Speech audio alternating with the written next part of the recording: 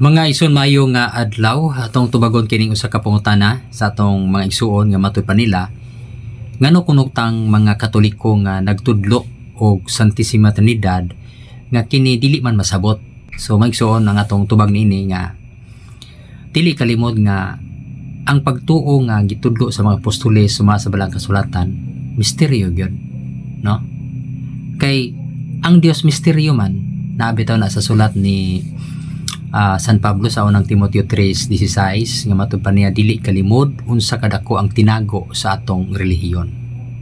Sa to pa ang relihiyon kung tinuhan sa mga apostoles misteryo kay tungod kay ang Dios misteryo man. Dili tinuod nga kini dili masabot.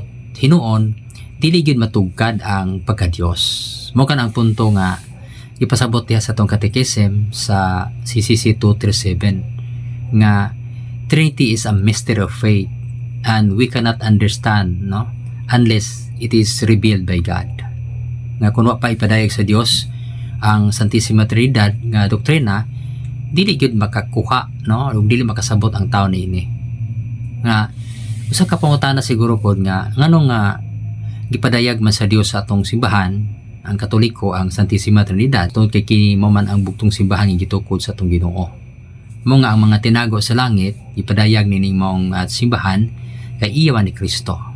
Giklaro bitaw na sa sulat ni San Mateo sa Mateo 13:11 nga mga tinago sa gingharian sa Dios ipadayagan ninyo apan wala ipadayag kanila. Mo nga kini pagtulunan sa Trinity nga wa dawata sa uban kita ang matuod nga simbahan mo nasayon niini. Og ang doktrina niini nga ang usa ka Dios adunay tulo ka managlahi nga persona. O kana mao ang Amahan, Anak ug ang Espiritu Santo.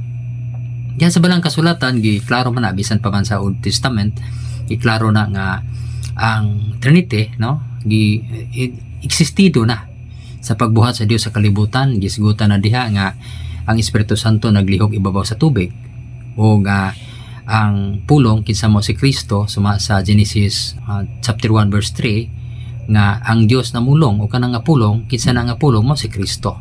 Kay gisigutan man ni San Juan sa iyang sulat sa Juan 1:1 nga sa wala pang bisan unsa ang pulong diha na.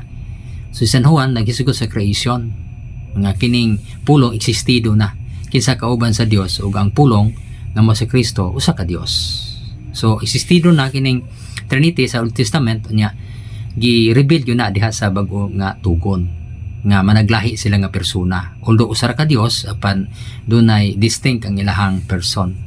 Diha bitaw sa bunyag dito sa suba sa Jordan sa Mateo 3:16-17 nga si Kristo dito sa suba bunyagan ni San Juan unya dunay tingog nga gikan sa langit nga nadungog. Unya ang dagway sa Espiritu Santo, no, nga dagway sa salampati mitugdon sa baga ni Kristo. So diha sa senaryo sa maong baptism ni Kristo sa Jordan na dayag ang Santissima Trinidad o kana mao ang Amahan, Anak ug Espiritu Santo. Unya kining tulo dili ni sila usa lang ka persona kundi tulo kay ang Dios tulo man ka persona. Unya each person ang doktrina sa atong simbahang Katoliko, each person is God whole and entire. Nga ang Amahan Dios, unya ang Espiritu Santo Dios ug ang Anak Dios. Klaro man na. Nya tulo ba ka Dios dili? Kay si San Juan sa 1 Juan 5:7 for there are three had been recorded in heaven, the Father, the Word, and the Holy Ghost, and these three are one. So kanang 3 are 1 diha mo nang Trinitas sa Latin. Unya sa Griego 3 is. Kay kining pong Trinidad gikan man sa Griego ug Latin. No, dili na gikan sa Tagalog, Bisaya ug English. Ang original nga kining etymology ni ana gikan yun na sa Griego nga pinulungan, no? 3 is sa Greek, Sancta Trinitas sa Latin. Unya mo na nga 3 are 1, no? Kan 3 are 1 mo na Trinity, 3 is. Nya nas Biblia nasa 1 Juan 5:7 nga dunay tulo nga magtuod sa langit, no? Ang pulong, ang Amahan, no, the Father o ang Holy Spirit, no, the Holy Ghost.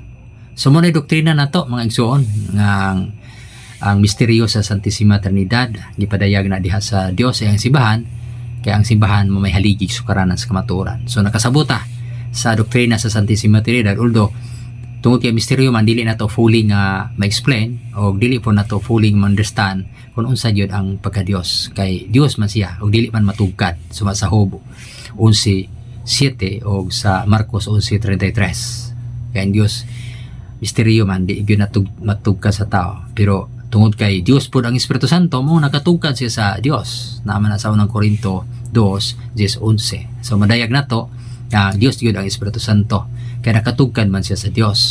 O ipadayag po na ni San Pedro sa buhat 5:3-4 nga ang Dios ang Espiritu Santo sa ka-Dios. Laban naglahi nga persona mo nga dunay tulo ka statement ang atong mahatag diha sa pagpadayag sa Santissima Trinidad. O kana una kining there is only one God. This God is three distinct person. O katulo, each person is fully God.